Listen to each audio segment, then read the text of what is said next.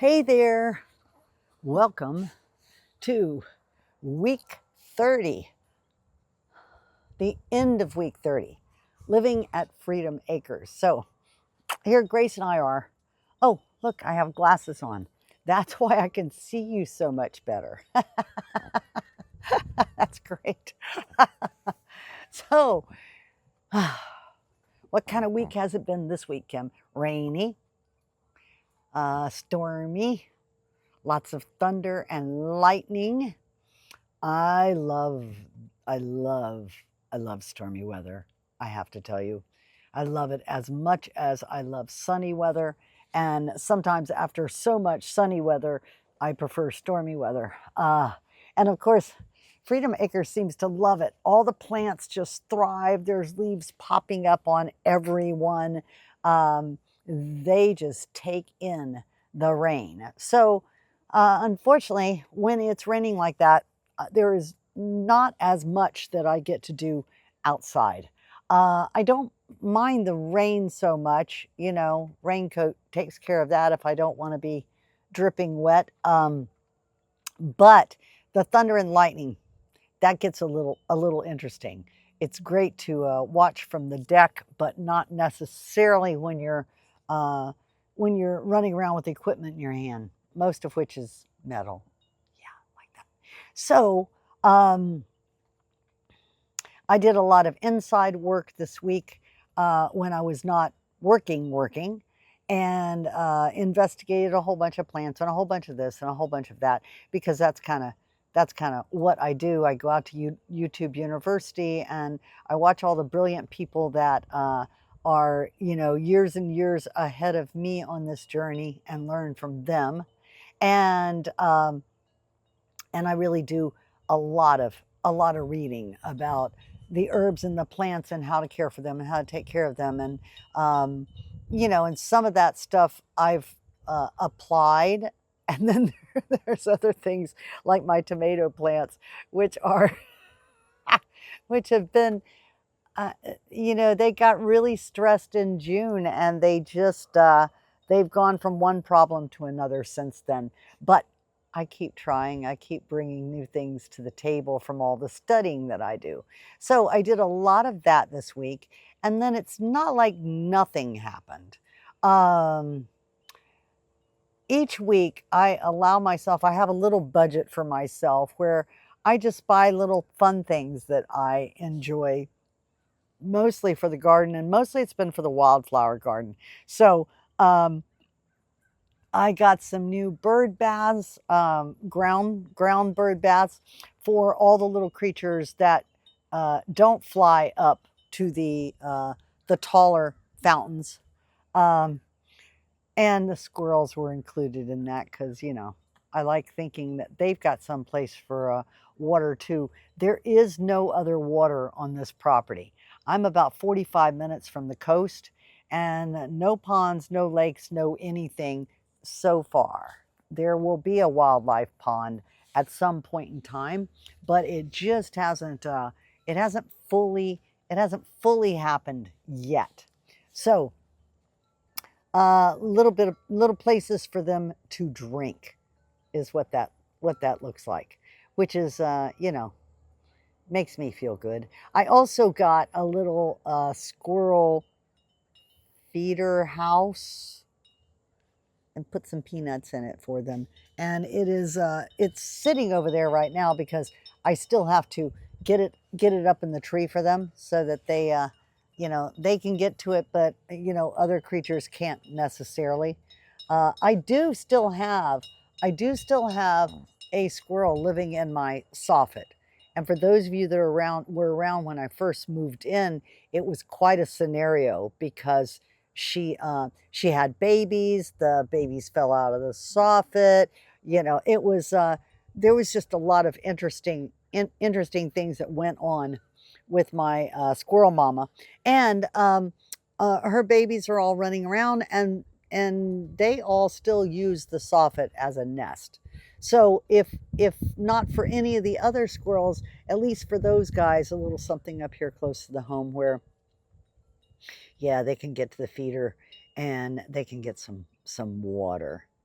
So we'll see what happens with that. But that was kind of a fun thing that occurred this week. I'm always tinkering with things and adding things. The other thing that happened this week was after over a year, last week I got a collection rain barrel tank opened. Now I know it seems dumb that it took a year, but I had tried everything to get this thing open, and I didn't want to destroy it. And the truth is, this goes back to my studying stuff. um, I for some reason was out at a big box store who sells the same barrel. Lauren had given me this barrel, and I was out at a big box store who had this barrel, and for some reason I took a look at it, and I was reading the comments, and there was a guy in the comments that finally figured out how to get it open and left the instructions there. And it was actually very simple. One of those, when you see how it's done, it's like, duh. So I got that open, and not only that, but I bought myself a mesh cover for it. And then I also bought uh, the drill thing, the thing you can put in your drill to cut a big hole in plastic. I bought one of those and drilled a hole in the top and put a fine mesh drain in it. So it's got two mesh systems, and got that up on a platform. Yep, exactly. And so very cool. We will see now with all this rain what kind of collection it gets to do. And I guess I'll have to figure out, is the faucet on or is the faucet off? I don't know. I'll figure that out. But it has a regular faucet there also for hoses, which will be really nice to have over in the garden area instead of constantly using my well hose. And then I'll get more as time goes by. That's one of the things on my list, is to get a rainwater collection systems, both for the gardens up here and for the garden over there, so that they are actually getting rainwater, which they prefer anyhow. How about that? Okay, so that happened this week. I also did some more trimming. I finished trimming the big weeds. And when I say big weeds, these are the weeds that they are so big that they're kind of like tiny saplings. They are taller than me, which doesn't take a lot, but that means, they're over 5'2", and they have stalks that, are in the sapling category, 1.5 inches thick. And it's not that the new weeder trimmer mower could not handle it, because I have a big blade that I can put on the bottom of that and go to town. Just that it makes it easier. I can cut those with a cutter, and then I can just take that mower and just on all the other tall grass and less thick objects. So there was a little more work to do on the path between here and the south gate, and I got that finished. And then there's a fork there where it goes to the south gate, and then it goes down a windy path to the southwest corner gate. And I got all of that trimmed up, which was great. So yeah, next step, I'll get the mower out there. I do that mostly because, number one, I want to be able to walk the path, and number two, I want to be able to see down the path. Now, if you've been around a bit, you know that I have cameras all over the property. There's a camera here and a camera there, and there's one by each of the gates. And what happens is I still want to be able to stand in proximity to the gate and physically see things sometimes, even though I know the cameras catch anything happening at the gate. So it's just a little more of me making sure that I can see and I can walk through at least that part of the property. So where is Tori is the question. So Tori, all my fault. Here's how it went. You know, it has been storming all week. Yep, all week. And Sunday, coming into Sunday, coming into today, there were torrential downpours, there were flood warnings, there were storm warnings.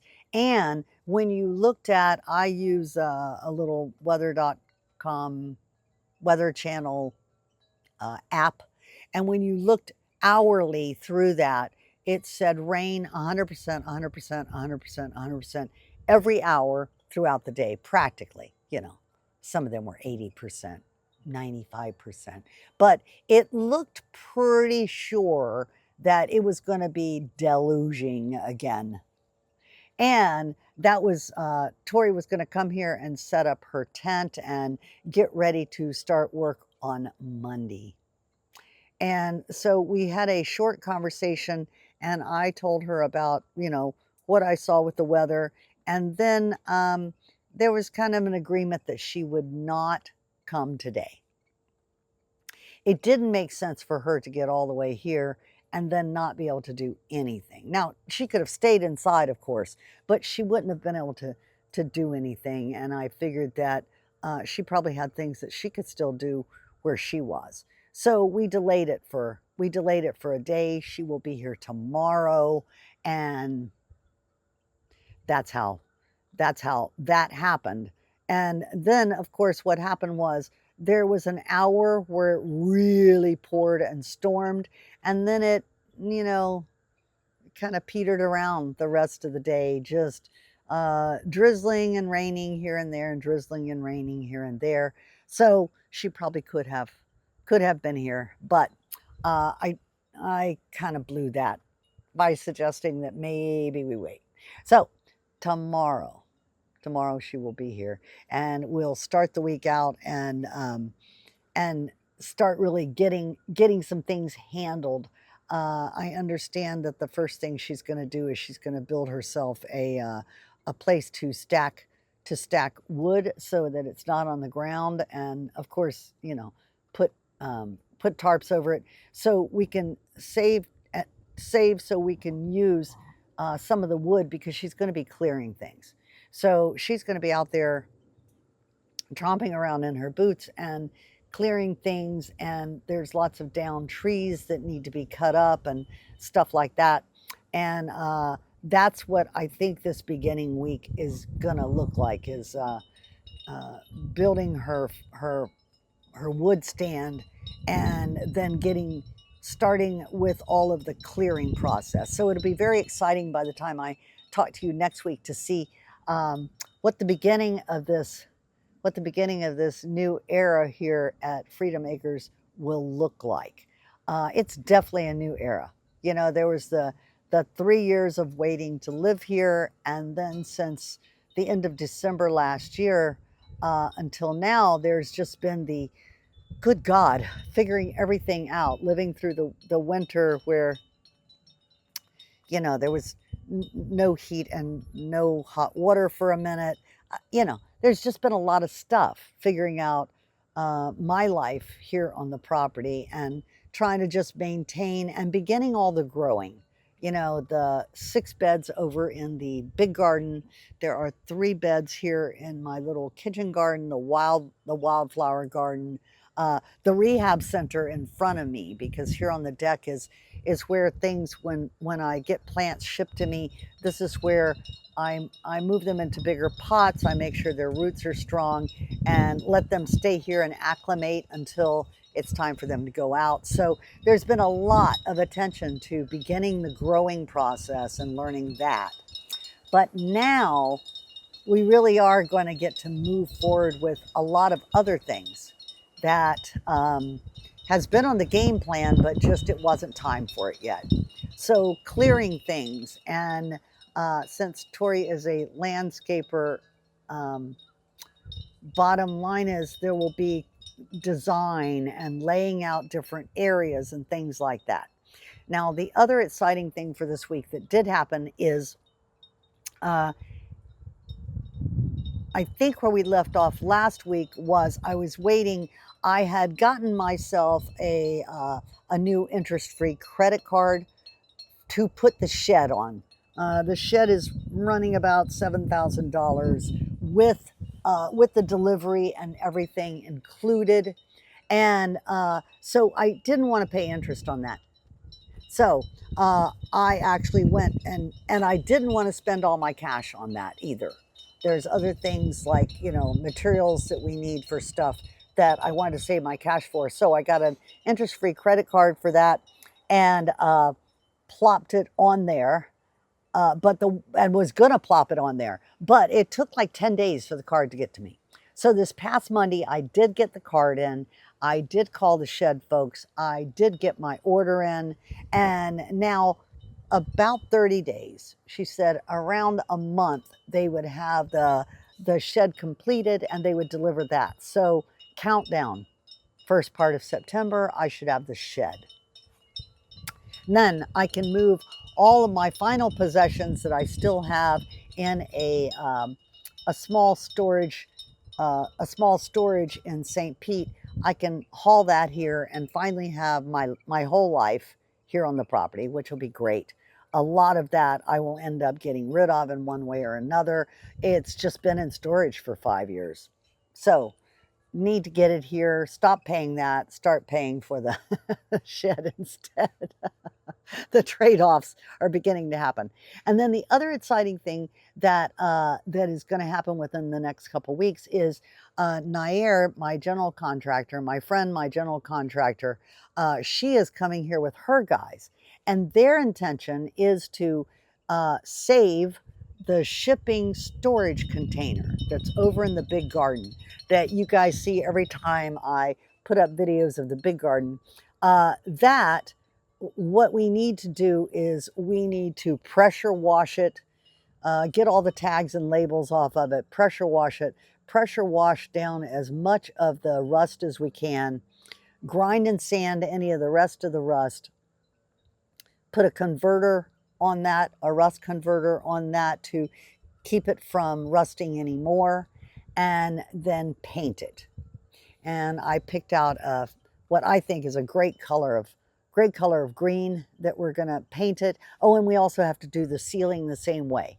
We need to remove any rust, or the roof. We need to remove any of the rust up there and use converter, and then several layers of you know, special roof sealant, roof coating on that. So that will be happening in the next couple of weeks. So stay tuned for the excitement of that. That will keep my storage shipping container from just rusting into the ground. Yeah, that's how that'll go. So there's all the updates for this week. And Tori arrives tomorrow. So next week, there should be a lot more action going on here on the property, although it's supposed to continue to rain. So we'll see. We'll see how all that goes. We're just playing it by ear here at Freedom Makers. So in the meantime, Gracie and I, we send you freedom for yourself and your life, right? Some freedom, yeah. Freedom, tons of freedom. And we send you peacefulness. Those two things